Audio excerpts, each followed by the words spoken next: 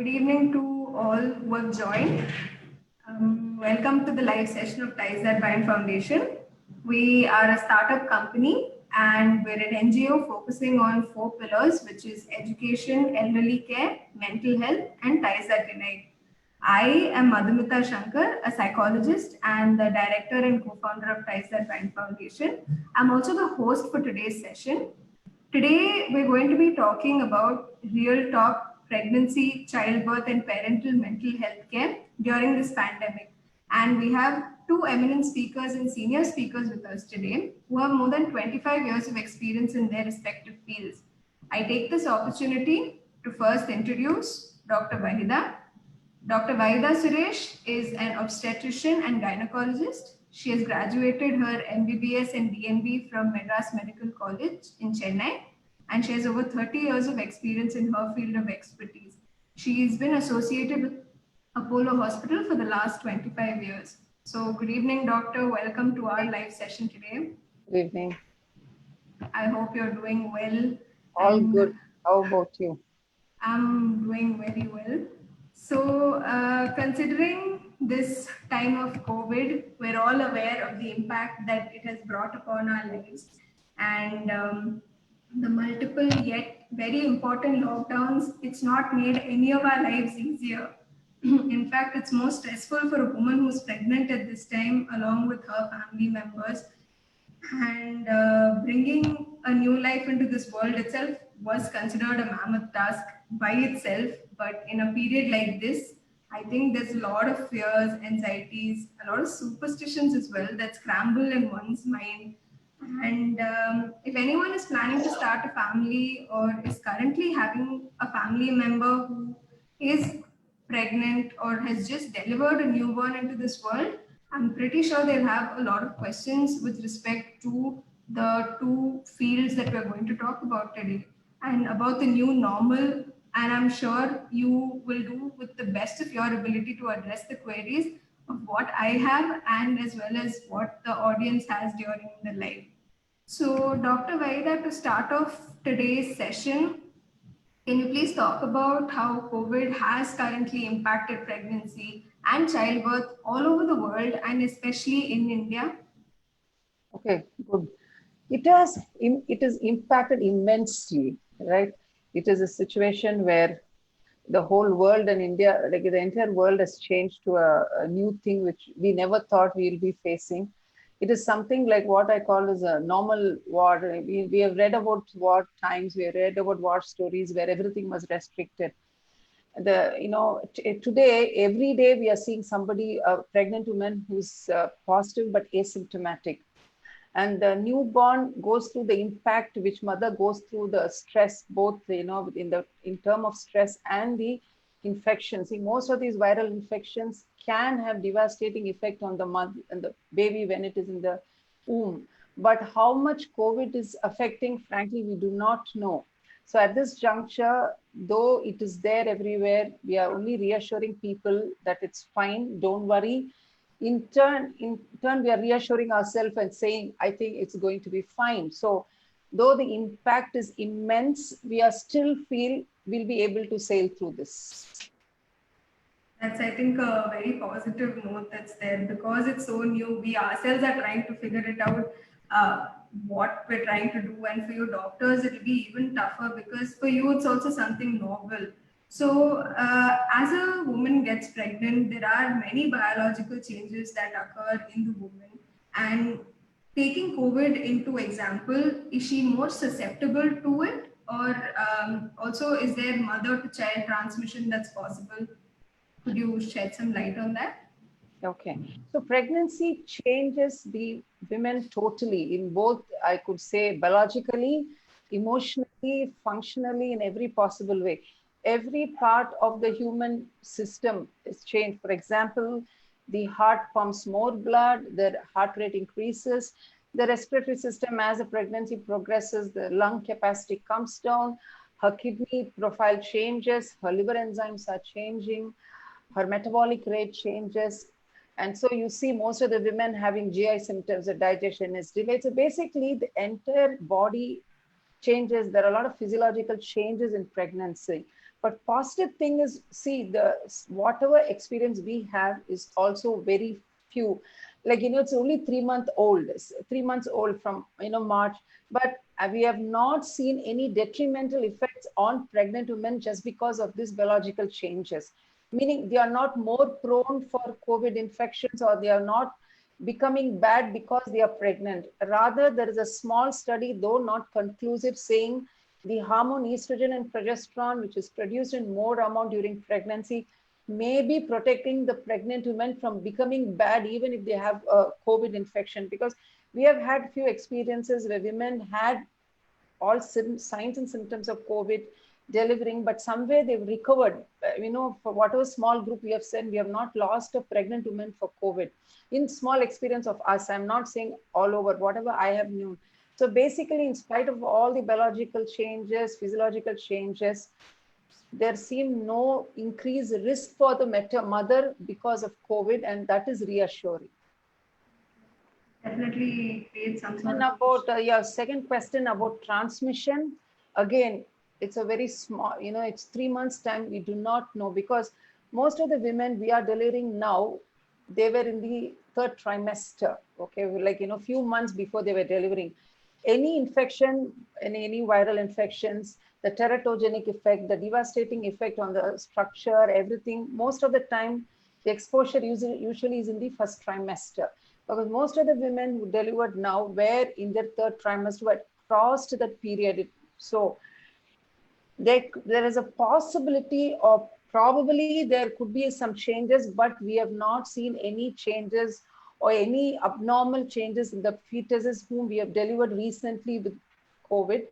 So I think that fetal transmission at present, we do not have enough evidence.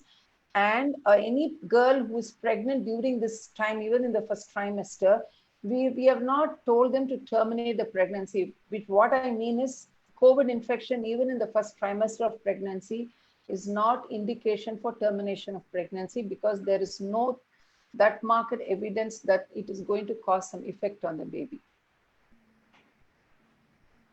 So definitely the COVID situation has caused a lot of panic, anxiety with respect to the public that's there, as well as the workforce. Looking at hospitals, hearing news about the potential shortage of PPEs, the limited isolation rooms, the high rates of infection, etc. How is this current situation being dealt in the hospital? Is it safe to give birth in a hospital right now?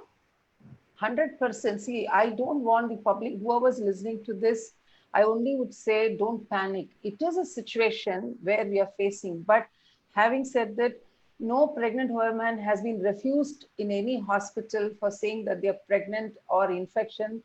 Nor we are not saying no to any women who's coming. We are care providers, we are health workers. Our priority is to help people.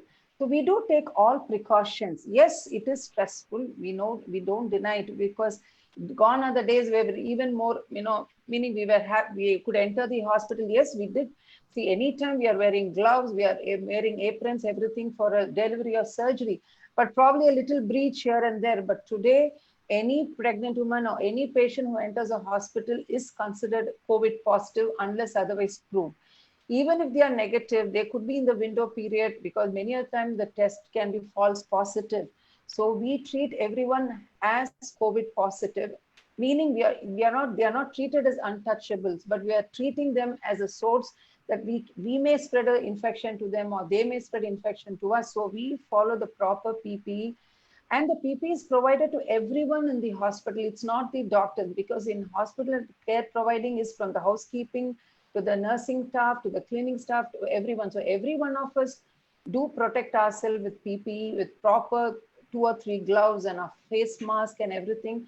Yes, if any women who comes into labor where we do not know their COVID status, we have isolated places to deliver them.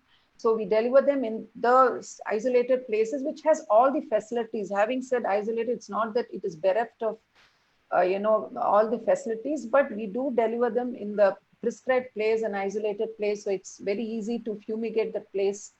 and then, follow all the precautions. But if any woman enters the hospital where we know the COVID status, they are delivered in a place which is for, people who are negative. But so we do follow precautions, and I don't see any breach in following the precautions. We are taking utmost care, whereas so that we are not spreading the infection to them, the patient is not spreading the infection to us. So we are following all the protocols. Rest assured, it's all taken care of. That's really wonderful to hear that you are also being safe and ensuring that others are also safe as well. Maximum protection is being given. But suppose the mother has contracted COVID, what are the steps that are taken in terms of monitoring, protection, hospitalization period, the recovery, and the delivery that you do? Okay, so am I clear? Yeah, you are, doctor. Okay. Right. See, the first thing is not to panic, because infection, you becoming COVID positive does not mean that you are having, you're infected and so you're deteriorate, you're going to die. No, as I said, it's everywhere in the coming. Most of the time, what we are seeing is an asymptomatic carrier or asymptomatic patient who's COVID positive, but does not present even with any symptoms of fever, cough, cold, everything. So management of these COVID patients depend upon the period of presentation. Say, for example, a pregnant patient is in a second or third trimester, which is not nearing a delivery. We tell them to home quarantine, because earlier they panicked the minute if anybody was positive. You're supposed to go to a institute and quarantine yourself. As you have seen initially, even in, how we reacted earlier. The entire street was cordoned, then the building was cordoned. Today only the houses which have positive people are being told not to come and go out. The same way with pregnant women. Any pregnant woman who is positive, the first thing we tell them is do home quarantine and monitor the symptoms. We have a health worker who calls them every day. There's no need somebody to visit them, but we do keep a tab every day, calling them, checking, somebody to check. They should be checking the temperature, saturation, and the general condition. We tell them to eat well, follow all their medications, adequate hydration, breathing exercise, and staying positive. That is the most important, because the panic should not be there, just that something is going to happen to the baby. No, but whatever small experience, I've already delivered quite a few of them with positive, and the outcome has been good, So the only way we kept the mood up is talking to them every day and always reassuring them, saying that if you feel that you're not okay, please come to the emergency, because in emergency, there is a place where we receive any COVID positive patient with PPE and examine them, do an ultrasound, reassure them, and send them back. It is not that once you are COVID, you are untouchable and we are not worried about the baby. We know we are dealing with the mother and the fetus. So every day we tell them, check for your fetal movement, check for your counts, see how you feel good. If any time, even in midnight, you feel there is something I'm not okay, we all give our numbers.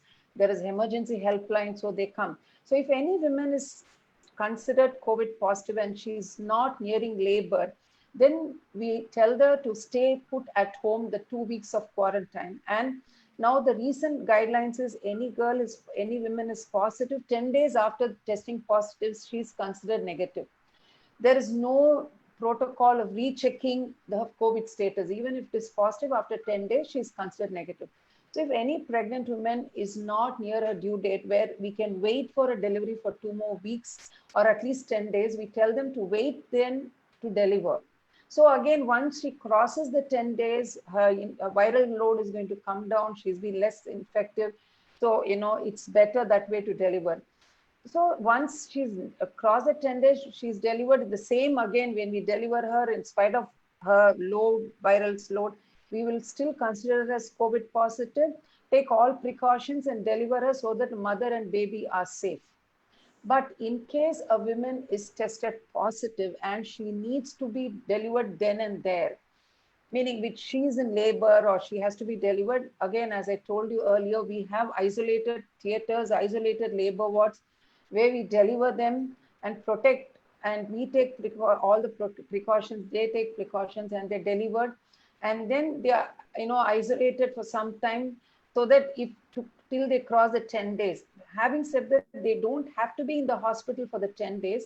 We tell them precautions that next 10 days it will be, so, and we discharge them as a prescribed term after 2-3 days. And so they go home following the same isolation protocol and quarantine. And once they cross the 10 days, they can be little more free. Yeah. It's very reassuring to hear, doctor. And now talking about home quarantine, being alone, isolation. Um, I think before this whole COVID scenario, we had like this entire village that used to be present for someone who is going to deliver. And how do you think the absence of the family support or the social distancing, the isolation, how do you think it's affecting the mother's mental health at this moment? I think this is the new normal. In every negative thing, I always believe in seeing a positive side of it. Yes, the entire concept of caregiving is changed, especially in our country, where you rightly said, when somebody was pregnant, the whole, it was a family, an extended family supporting. I always believe my pregnant woman, right hand, there's the mother, the left hand, the mother-in-law, somebody's holding your hand. And so basically a big jing bang was always there with you to support. But today the concept of caregiving has changed, because many of the time the mothers are not able to reach the daughters because because there's a lockdown, or the in-laws or the family is not able to reach. So now the couple are responsible. So why not take it as in a positive way? Today you're responsible for your pregnancy. As a couple, you're responsible for your child. So probably it is teaching you more about life skills. Today, every man cannot say, I don't know to change a diaper, or oh, I don't know to make coffee, do not know to cook. So he has to take care of his wife. He has to learn to change that. So probably it is a positive trend, where every couple is now understanding that getting married is a responsibility, having a child is a responsibility, your child, your responsibility, learning more skills. So yes, it is as you said, the care provider, like as health providers, I do that to my patient. I tell them, Shalo, this is a good chance for you to learn so many good skills. Probably you'll find that you are actually good in cooking, you're actually good in making things, and probably you're better. Tomorrow you can write your life experiences about managing your life yourself. So though it is a little difficult, I would again say that see the positive side of it. You can tell your child you were there for everything what happened in their life. So probably take it in the right frame of mind, rather than sulking and saying I don't have people around me. So them being at home at the moment, taking it in a positive spirit, how do you think an expectant mother can improve her physical well-being? It's such a vulnerable period. What do you think about exercises, doing exercises at home, taking care of yourself? What do you suggest for that, doctor? 100%. I think for anybody, irrespective whether they're pregnant, non-pregnant, people like you and me, we are able to survive or hold on by doing something, because there's enough evidence to say that a simple breathing exercise can calm you. A simple pranayamas and yoga and stretches, it makes you feel flexible. In pregnancy, all the more reason we want people to be flexible, mobile. And yes, because now they say with the COVID, the highest risk of anybody doing any classes and exercise in a group. So at least for some time, we cannot expect ourselves to be going to a gym or a common place to do exercise. But the positive thing of social media, how we are now interacting through Zoom, there are enough and more classes where people are teaching yoga, teaching Zumba, but with caution. All said and done, in pregnancy, you are doing exercise unattended. When you go in a group class, the teacher who's teaching or the person who's trained to train pregnant women can monitor you. Here, it is only through the media, you're not sure. So don't do exercises which can be which can cause any, it can cause any structural issues, or you may strain yourself. So ideally, a good walk within home, a good breathing exercise, probably slow dance movements and Zumba could be the best answer. And yeah, listening to good music and thinking positive, and probably writing a log about how you feel about it. And every day, start your day and say, today is a new day. I think things are going to be better. I think that's a way to look at it. Very rightly said about keeping positive. Um, what I would also like to know, since we're talking about pregnancy, since we're talking about childbirth, there are many couples at the moment, like before COVID, even right now, who were seeking treatment for infertility issues to help build their family. How do you think this pandemic has impacted the people who had plans to go through this infertility treatment? Yeah, initially again there was a panic among even doctors. For all of us are learning, so we didn't know what was important, what can be done, how much can be done. So initially for 1 or 2 months, I could say in April, May, we had put all our infertility work in hold. We told people, see, this is not a priority. At present, we are handling the crisis. But then we also later realized even this is a priority for many couples who have been wanting to become pregnant, not pregnant, and they're looking into a infertility treatment. We cannot deny the treatment just because the way it goes, probably corona is going to be there for next 1 year.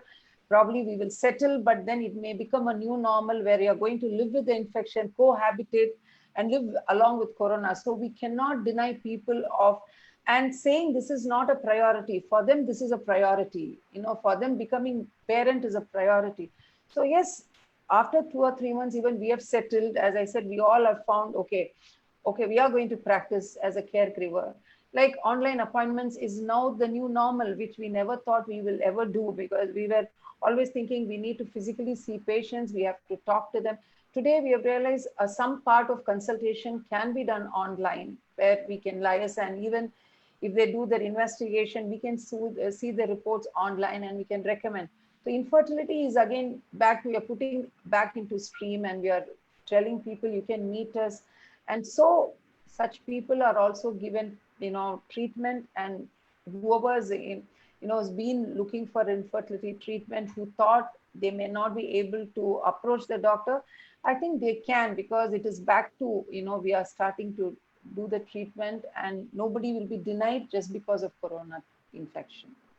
So the But with stability. precautions, What kind of precautions, doctor? Sorry to cut you. No, as I said, now everything, no, we are following, like, first initial consultation can be online. So we are cutting that, they are coming to the hospital. See, now the idea is, what do they say? Avoid going out unless it is required for anyone matter. So the same way, earlier, for anything and everything, people came to see us and they could walk in. Today, in most of the clinics, we are not recommending people to come as a walk-in consultation. We would prefer them to take an appointment before they come, because so at the help desk, when anyone takes an appointment, we ask for basic questions like, have they recently been affected with COVID, or they are positive for COVID, or do they have fever, or do they come from a zone which is restricted, or any family. So basically we are filtering there. If somebody says, yes, I've recently had, or somebody at home is having COVID, or we are coming from an area, then we tell them wait for 1 or 2 weeks before coming to the clinic. So that way we are filtering when they are very sure they are all okay, then we give them a time. So basically we are restricting the number of clients we are seeing in our clinic. So even we do not go like before, we were going all 6 days, sometimes 7 days. Today, even as doctors, we only go when required, where the patient needs to physically see us, or we need to physically see the patient. So that way we are restricting the number of patients coming to the clinic. We are filtering there. So we are also restricting the number of time they're going to visit. So when they come to visit us, we have done initially online all their requirements, basically their investigations to be done. So we are not wasting their time, where we are already know whom we are meeting, what their requirements are. So probably we are cutting at least 2 or 3 visits of the client to the hospital. So when we meet them, we have a treatment plan for them. So probably with the treatment plan, 2 or 3 visits, we'll be able to offer the treatment, wherein earlier it could have been on 10 visits before we decided what could be their plan. It's like how people are going through infertility issues. There are many women who are also silently facing menstrual disorders, and for them, reaching out again becomes a problem because they don't know how seriously they should be taking it, or how soon should they come and get help. So, what do you have to say for that? Even some women would have been recently diagnosed with cancer. So, how is it affecting them, and how can we make it easier for them to reach out? How soon should they reach out? Exactly. So true. That's what I said. Care providers, caregivers, hospitals, and doctors have not stopped working. We have been working, as I said, instead of going all 6 days, we still go 3 or 4 days. So we are always available. So not to ignore your symptoms. See, for example, some for some girls, their cycles were regular. Probably 1 2 days it was more, and it was fine and it settled. Probably you don't have to panic. Take an online consultation or get a opinion from a doctor, and if the doctor says, okay, I think we can wait, you can wait. But if somebody is really bleeding more and they are in a very bad pain, please come to the hospital or go to the emergency and check whether you need any immediate care. Same with cancers. You cannot ignore a cancer. So if you have, for example, say a woman who has stopped menstruating, a menopausal woman who has started bleeding, this symptom cannot be ignored. She can't say, okay, next 2 3 months, I do not want to go because of the COVID. No. As I told you, every clinic, every hospital is following precautions to see people.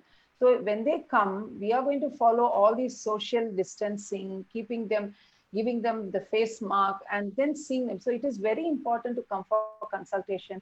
And if this cancer patients, a woman who presents, we think she needs a biopsy, the investigation has been done, and we have done surgeries for cancers during this period, because no, we cannot ignore any women who has.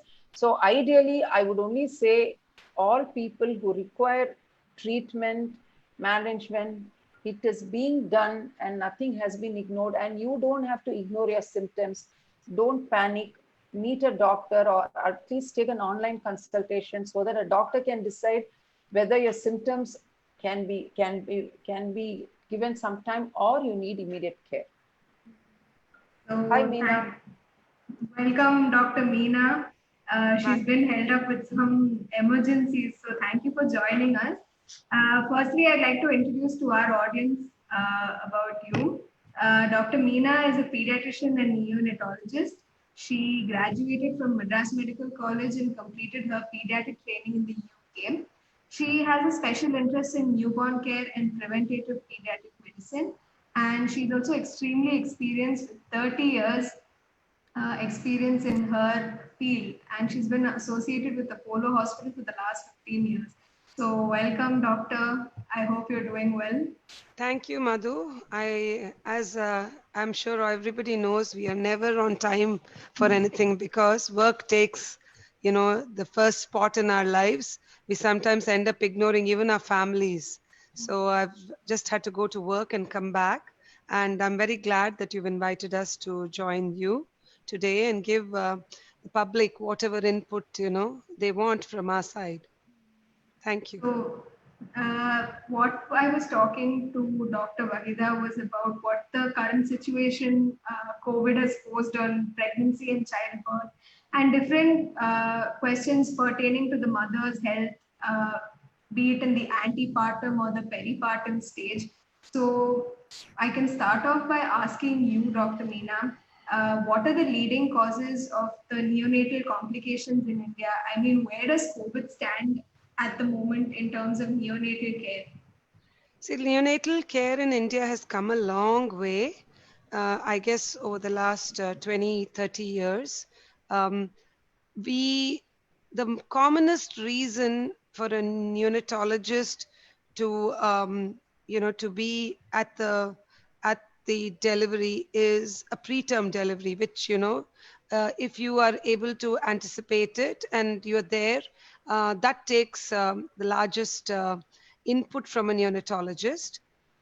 So preterm meaning baby is born before 37 weeks. So that's anywhere from the gestation of 24 weeks onwards, we look after babies. So preterm care is something that takes the top slot. You have in a place like India, birth asphyxia, that is babies being born without breathing at birth is one of the big major newborn problems that you see. Subsequent to that, it would be infections which take, the next slot. And then it would be infections, birth traumas, birth traumas. It could also be other congenital problems, like if babies are born with a hole in the heart or things like that. But now COVID doesn't stand anywhere there. I think because it's the talk of what's happening world over. Still, with a neonatologist, COVID is. I mean, we're all aware and we're all prepared for it. But babies being sick with COVID, I think, doesn't really come to the top view. Okay, so when a baby is born to, say, a COVID positive mother, are they at a higher risk of contracting COVID? What do you have to say See, about I that? think our experience with COVID is very less still. I mean, I think we're all getting better by the day. I'm sure Dr. Vaida has mentioned that COVID is the disease, which is caused by SARS-CoV-2 virus, is in a very dynamic state. I think we are better off. We are more knowledgeable than what we were about 3 months ago. Um, they world over, there has been more experience in the West as well as in China with newborn babies born to COVID positive mothers. I would um, what we have seen from our experience, which is just in the last 2-3 months, and from the other other parts of the world, is that vertical transmission is, that is, babies acquiring the COVID infection from mother during the peripartum period is literally very low. It's almost like we would say it's unlikely so far. But it can happen. We cannot say, because most of these mothers are getting infected in the third trimester. So we don't see much of vertical transmission. But what can happen is horizontal transmission, which is baby will acquire the infection post delivery, either from the mother who's positive or from one of the caregivers. That is what can happen. Okay, so are there any precautionary tests that are taken once the neonate is born, both for the neonate and the mother? Under what circumstances are they tested? I think the mother is always tested. Dr. Wahida would have told you, that the mother is always tested mostly. Most of the times, if we are able to predict when the delivery is going to take place, or, ahead of time, if the gynecologist takes, the test and she does it, then we are aware of it. It's much easier then. But if it's a situation where it's an emergency, the mother has come in labor, then and the mother is well, we actually expect to just have a well baby. We do not test, we take it as it comes. We do not test every baby immediately when it's born. We look at the baby, we make sure that the baby is stable, and we do testing about 4 or 5 days after birth in COVID positive mothers.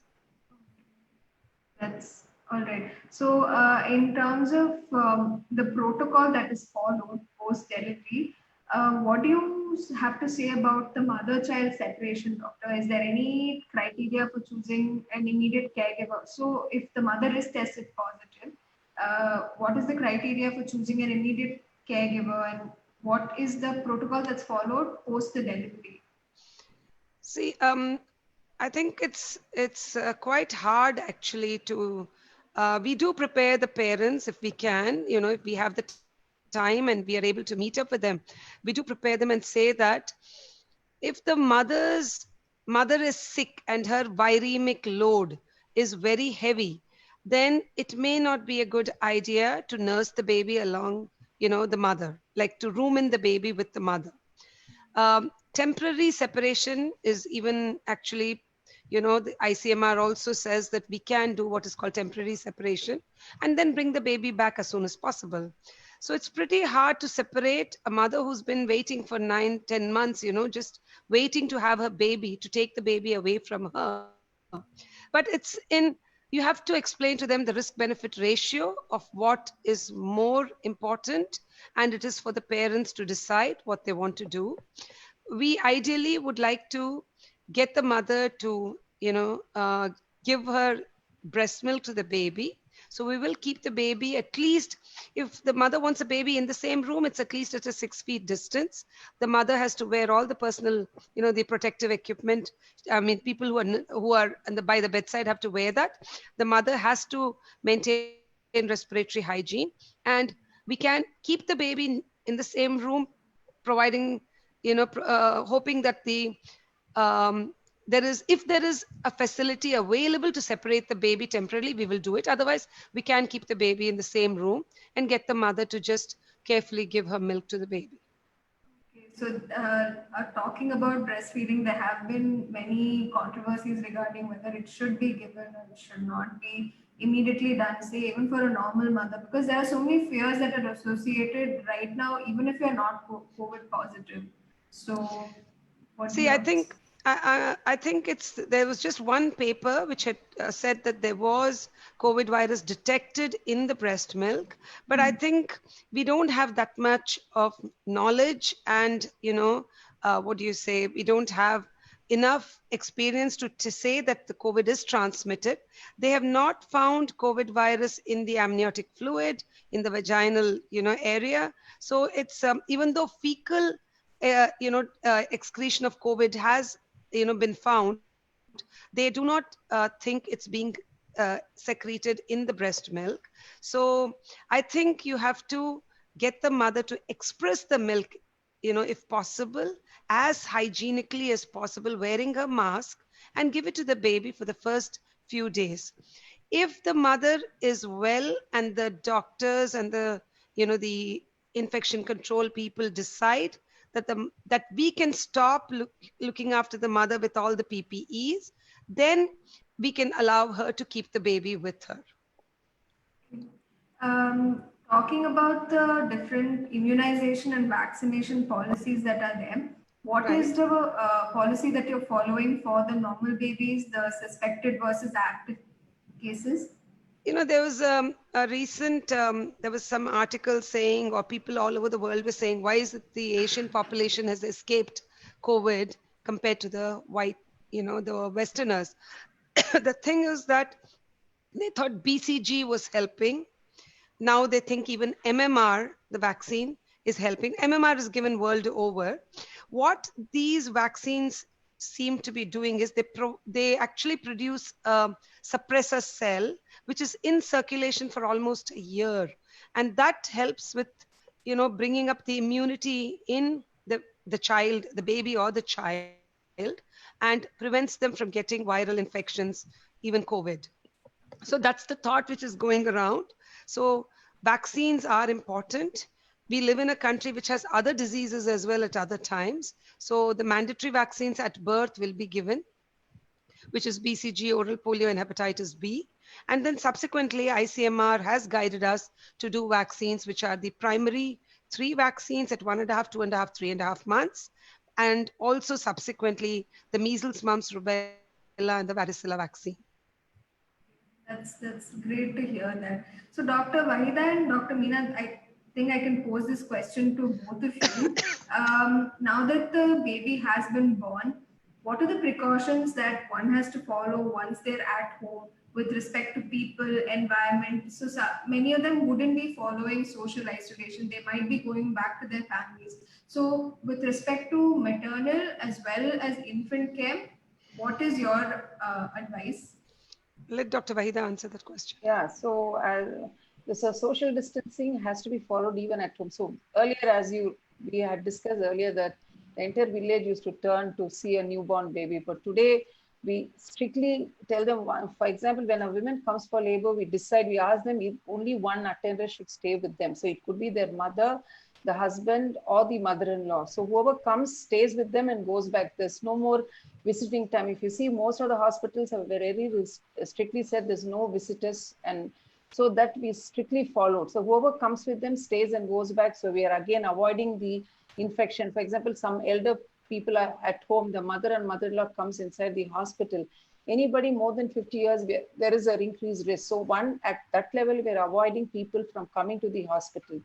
Even when they go home, we advise them to follow the same restriction, like no, not more than 2 or 3 people at home. And the room where the mother and baby are staying is not many people are visiting them. Not many means hardly, or probably the one caregiver or somebody to visit them, and not to allow anybody to come home at least for the next 1 or 2 months till we are fine, where we are very sure that they can have visitors. So even they go home, they follow the same restrictions, the same social distancing, and to avoid any visitors as much as possible, maximum 2 or 3, whoever stayed at home continues. And even the helpers who are coming, they have to be very sure. Ideally, it is better to have some live-in whom they know they were always there.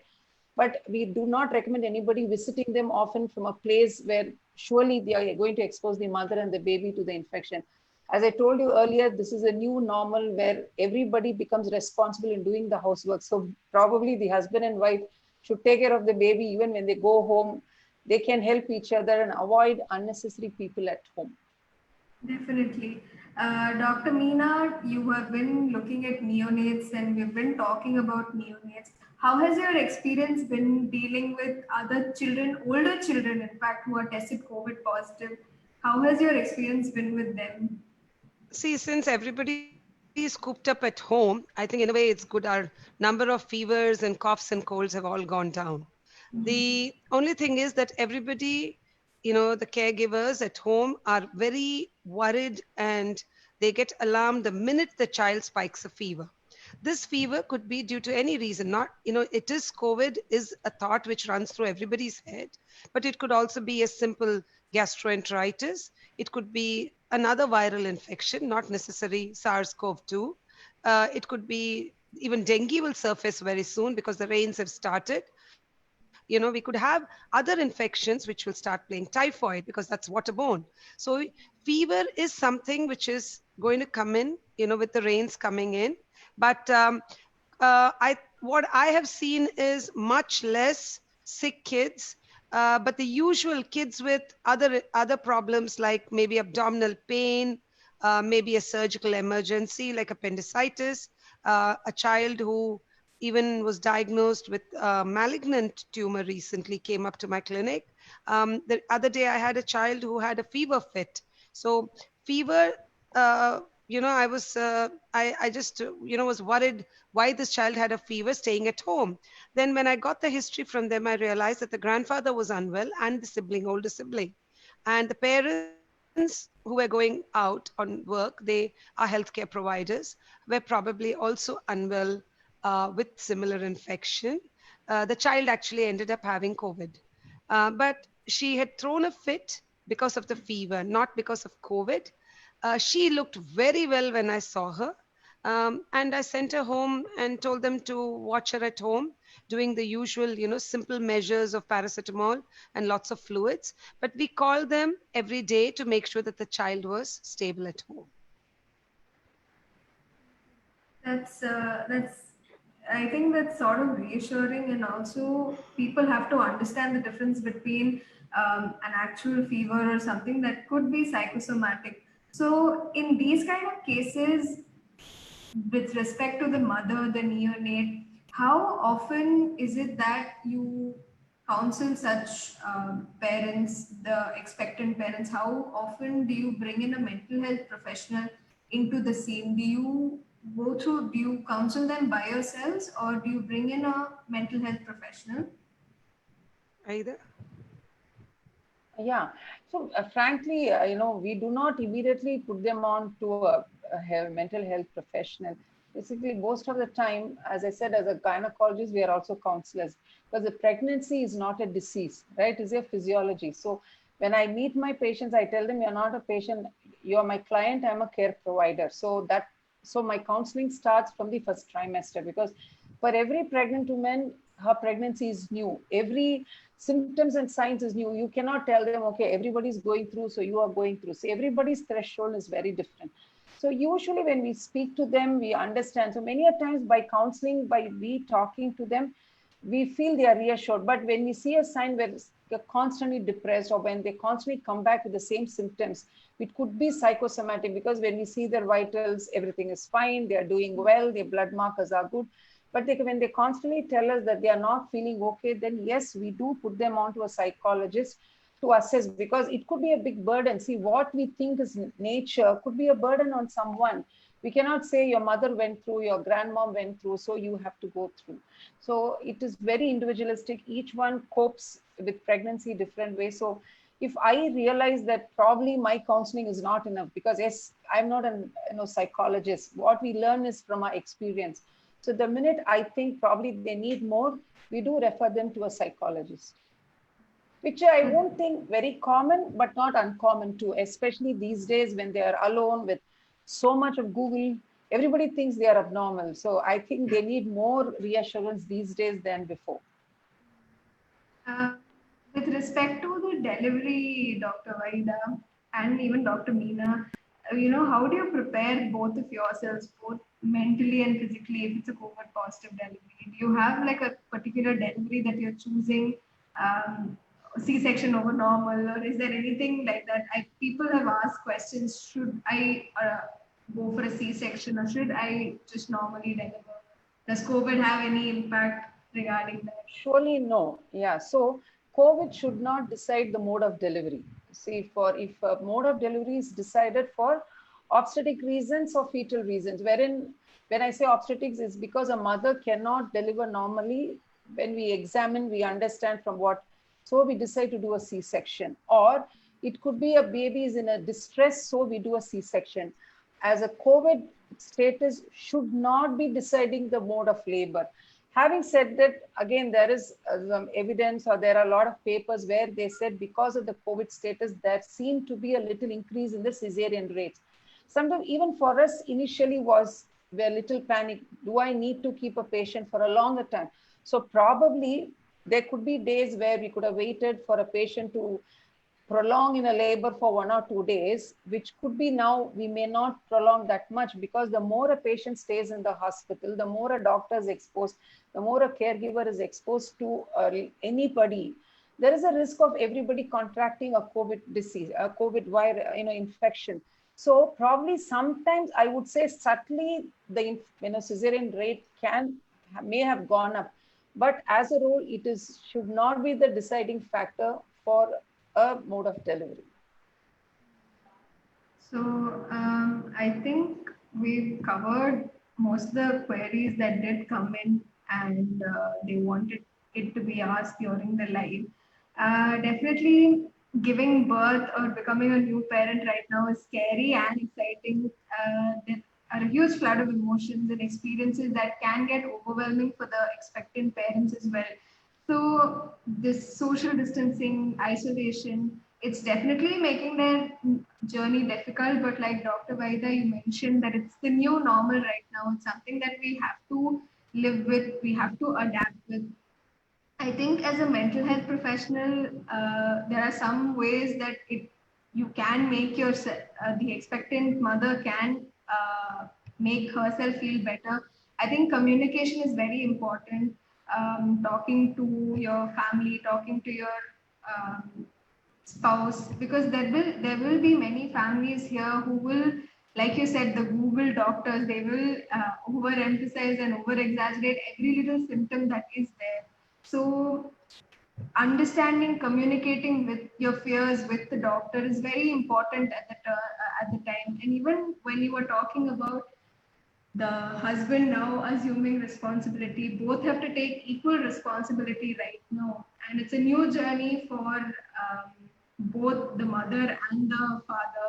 So I think both of you have covered very beautifully about the physical aspect as well as the mental aspect. And also I think many people, like you said, they're considering pregnancy as a disease and not something that has to be enjoyed at the moment. So what advice do you have for parents to enjoy this period and take it extremely positively? Because many people will also be pushing forward their building a family, their time to build a family. So what do you have to, your parting advice for them? So don't stop trying for pregnancy. As I said, it's a new normal. It's fine to be, because many people did call me when they were pregnant. Do I go ahead with a pregnancy or do I abort a pregnancy? Surely not. Pregnancy is still a very beautiful and a special feeling. So you should not.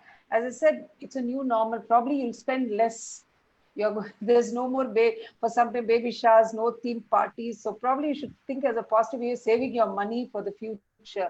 So even me and Dr. Meena have decided, why do we spend so much money on a sari and blouses? We are only on scrubs these days.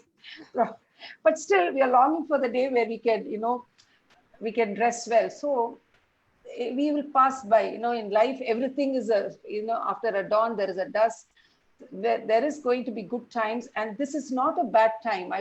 No time is bad time. It is how you look life as. Probably there was so much of learning curve. Many people said it has given time for them to bond with their families. Many people have come out with skills of cooking, stitching. Like as I said from beginning, take it as a positive thing for everyone. Every one of us have learned our skills, our inabilities, our failures, and basically it has made us a stronger person. So never give up on life. So never give up on pregnancy. As doctors, we are telling people, go ahead, be normal. We'll help you in any way. Be positive. Corona will be there. We'll learn to live with Corona, and it will leave us soon, mostly. No, but I think it is a very, I think nature had its final call, right? Yeah. Humans thought we were too big and we didn't respect nature. Many of us, I think, we don't realize Mother Earth has given us so much, and it's really brought us to a standstill, and we've made to introspect and understand that there's so much more to life, that we can live with simple things. And, we've really been spoiled hollow. Even in India, when we've seen, I've lived away from the country where you don't have a huge family setup support to attend deliveries or to look after the pregnant mother or post delivery. It will be just the husband and the wife, and maybe the girls, the mothers, the grandmothers would be there, but very temporarily. I think in India it's become like that now. You don't have too many people around the house. A lot of people who've come from north, who live here down south, haven't been able to get their family members to come down and help them, but they're looking all right, they're looking positive. So I think it's all a way of just adjusting ourselves to the new norm. Anyway, thank you for giving us this opportunity, Madhu. Definitely. Yeah. Thank you for coming here. And I think parents and the expectant parents should cut themselves some slack and understand they are doing the best that they can. And the doctors are there, all the healthcare workers are there to provide any sort of support at any point in time, be it morning, midnight, afternoon, they're always there.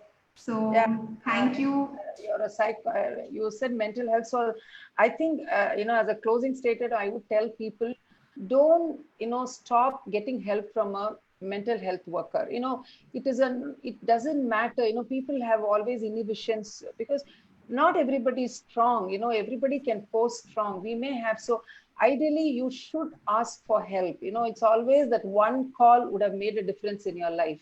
So never, stop, taking for help. Talk to people. As I said, this has helped, and I'm so glad for you, Madhu. Like, we need people like you more. That I'm glad that youngsters like you have taken this as a profession to help people. I think we need a mental health, healthy India where, we are bringing down all, so that we are a happy India. Like, I feel eventually in the happy score, our India should stand first in being a country where we have happy people. I'm sure you're going to make a difference in that. Thank you, Doctor. Thank you, Dr. Vaida. Thank you, Dr. Meena, for coming today and educating our population, for the public. Yes, masks on. Dr. Meena wears matching masks. So Thank you. Stay safe, stay healthy, and stay happy. Yes, Bye-bye. thank you. Bye. Bye. Take care. Bye.